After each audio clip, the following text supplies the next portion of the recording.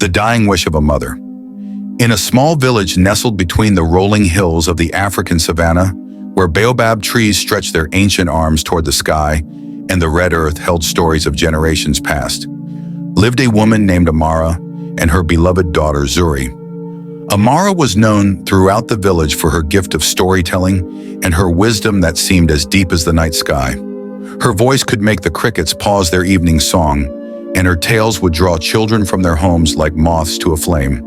But more than her stories, Amara was known for her love for Zuri, which burned brighter than any fire in their hearts.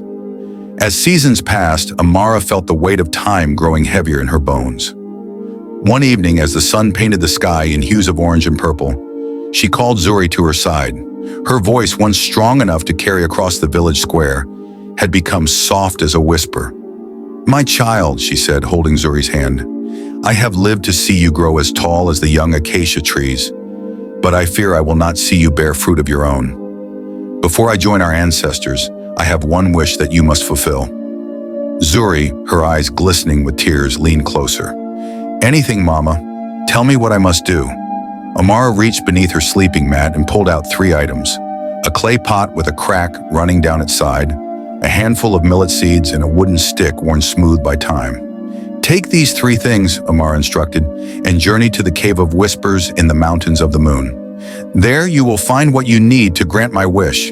But remember, my child, the journey itself is the key." Before Zuri could ask what she meant, Amara pressed something into her palm, a small cloth pouch containing her most precious possession, her mother's wedding beads, passed down through generations. The next morning, with the village's blessings and tears, Zuri began her journey. The cracked pot made carrying water difficult, forcing her to stop at every stream and spring. Yet at each stop, she met people who shared their own stories of loss and love, each one teaching her something new about the strength of the human heart.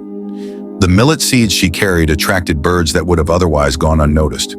These birds led her to shelter during storms and to hidden paths through dangerous territories. Their songs reminded her of her mother's voice, carrying her forward when her feet grew weary. The wooden stick, she discovered, was more than just a walking aid. It helped her test the depth of rivers, knock fruits from high branches, and ward off suspicious animals. But most importantly, it reminded her of the staff her mother used when telling stories, pointing to the stars as she spoke of their ancestors. After 7 days and 7 nights, Zuri finally reached the Cave of Whispers. Inside, instead of finding some magical solution, she found only her own reflection in a pool of still water, surrounded by the echoes of her journey. And then she understood. Through her tears, Zuri smiled, for she realized her mother's true wish. The cracked pot had taught her that imperfection leads to unexpected blessings. The millet seeds had shown her that by giving, we receive.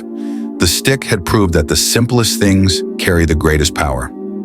When Zuri returned home, she found her mother waiting, a peaceful smile on her face. "You have fulfilled my wish," Amara whispered.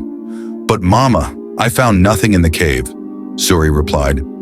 Amara's eyes sparkled. "My wish was not for you to find something, my child.